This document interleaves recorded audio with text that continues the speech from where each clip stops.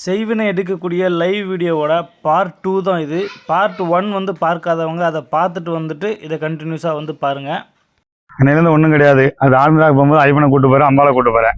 அதில் வச்சிருக்க அப்படியா அப்படியே வந்து வெறும் தண்ணி மட்டும்தான் இருந்துச்சு பார்க்கும்போது. இப்போ உள்ளேருந்து எப்படிங்க? அதாவது அவங்க வீட்டிலேருந்து கொண்டு வந்த பொருள், அவங்க வீட்டிலேருந்து கொண்டு வந்த இது சரிங்க. இது வந்து பார்த்தீங்கன்னா நம்மளுக்கு என்ன இருக்கிறாங்க ஒன்றா பண்ணிக்கிட்டே இருப்பாங்க அப்படின்னா சரிங்க. யாருக்குமே செய்யணும் வைக்கிறது உடல்லையோ இப்படி வைக்கிறது மாட்டாங்க. சரிங்க. நல்லா அலைய விட்டு காலடி மண் எடுப்பாங்க. சரிங்க. நல்லா அசரை விட்டு முடி எடுப்பாங்க, எல்லாரும் துணி எடுப்பாங்க. சரிங்க. இதெல்லாம் எடுத்து பண்ணும்போது இது உடல்ல இருந்துக்கிட்டே இருக்கும். நம்ம சாமி சாப்பிட்றமே அதுவும் சாப்பிட்டுட்டு இருக்கோம். கெட்டது இருக்கிற மாதிரி இந்த வகுத்துக்குள்ள என்னென்ன இருக்குது தெரியுங்களா? நம்ம எல்லாமே சாப்பாடாத்தையும் போகிறோம். எப்படி மலமாவது எப்படி ஜலமாவதுன்னு தெரியாதுல்ல? தெரியாதுல்ல. என்னென்ன மிஷின் இருக்குது, மிஷினில் போட்டால் அரைச்சி பார்க்குறோம். அப்போ வகுத்துக்குள்ளே எவ்வளோ மிஷின் இருக்குது, என்னென்னலாம் இருக்குது. அது மாதிரி மருந்து இருக்கிற மாதிரி நல்லா இருக்க செய்யும். இந்த மருந்து வச்சுக்கிறாங்க, ஏதாவது பண்ணுறாங்க, அந்த மாதிரிலாம் இருக்க செய்யும். அந்த பூ எடுத்து போட்டுருக்கா. ஆக்சுவலாக வந்து அப்படியே வந்து வாளியில் வந்து தண்ணி மட்டும்தான் பிடிச்சிட்டு வந்தாங்க. பட் வெறும் கோலப்பொடி மட்டும்தான் அவர் அள்ளி போட்டு எடுத்தார். உள்ளே இருந்து ஏதோ இந்த மாதிரி சடையாக வருது. இந்த மாதிரி பிரச்சனைகள் வந்து இவர் வந்து நிவர்த்தி பண்ணி கொடுக்குறாரு.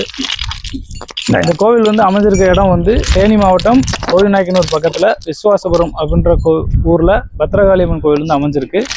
இதை வந்து இந்த செய்வினை கட்டு உடைக்கிறது, செய்வினை பிரச்சனைகள் வந்து எடுக்கிறது, உண்டான தீர்வு எல்லாமே வந்து ஐயா பண்ணிட்டு இருக்காரு. உங்களுக்கு வந்து ஏதாவது பிரச்சனைகள் இருந்தாலும் நீங்கள் வந்து கீழே தெரியக்கூடிய கான்டாக்ட் நம்பரில் வந்து நீங்கள் கால் பண்ணி ஐயாட்ட வந்து பேசிக்கலாம். நீங்கள் கை காலை கழுவிட்டு பிள்ளையாருக்கு அருகம்புல் வச்சுட்டு வெண்பூசணி விளக்கு போட்டுருங்க.